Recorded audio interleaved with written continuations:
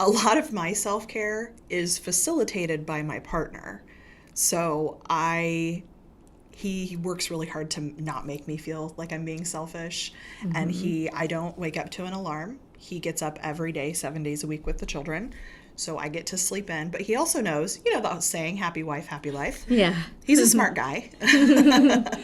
But I know that, like, being a single mom like you, Cass, and Sarah with Papaya, you are taking care of that fat cat all by yourself. The resentful fat cat. She's very hard to take care of when she's ornery.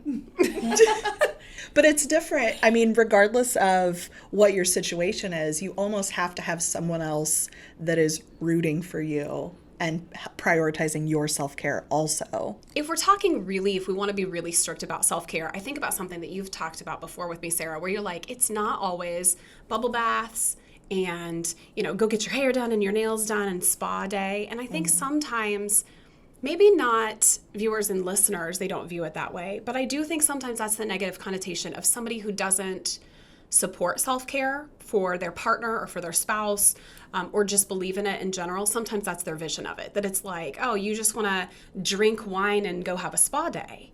Well, maybe that is something for somebody. Maybe having a glass of wine is a self-care moment, be able to just like reflect on the day, no different than tea.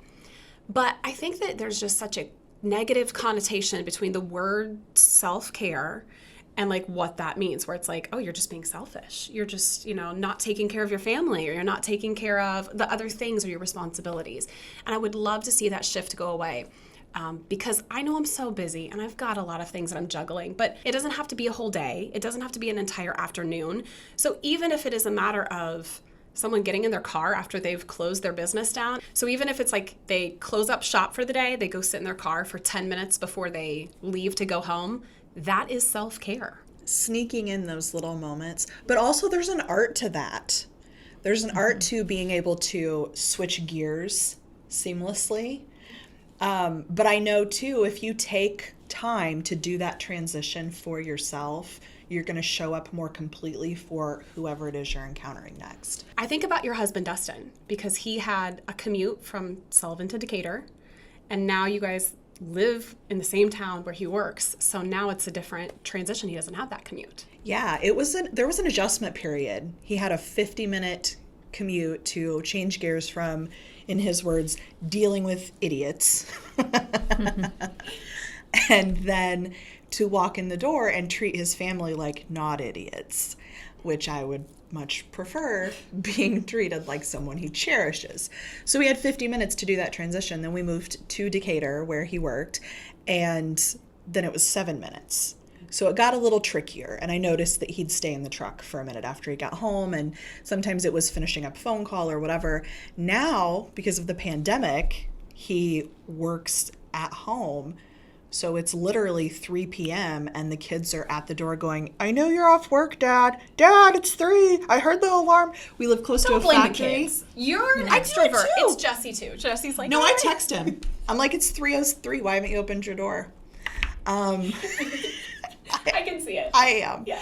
Well, I've been down in the back, and we were laying in my bed, me on the heating pad, and the kids were watching an episode of Bluey, which, by the way, if you have little kids, Bluey on Disney Plus, we are not being paid for this plug, but they're like 9-minute cartoons. They're all really good, like feel good, and they address things like gender roles and whatever. It's really good. Watch Bluey.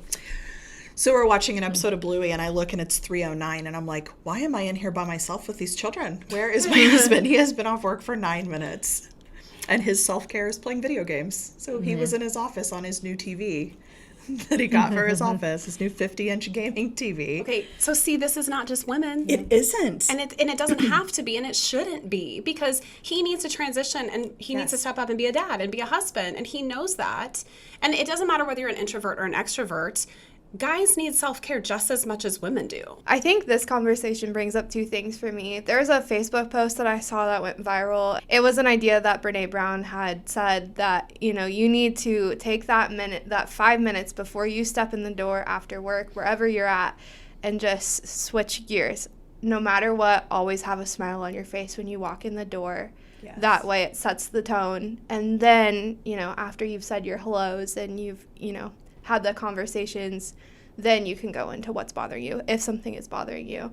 And then I also think that conversation it just harps on mental health a lot. And men and mental health is just such an interesting conversation because society tells them that they can't let their struggles out to the world. And that's so wrong. Men struggle, and it's okay to have depression. It's okay to have anxiety, and it's okay to take that time for yourself to play video games after work before you head to your family, because you need to be as the best self for your family, for your friends, for your wife, whoever. And I think it's important to take that time and realize that it's okay to take that time for yourself, regardless of what your gender is.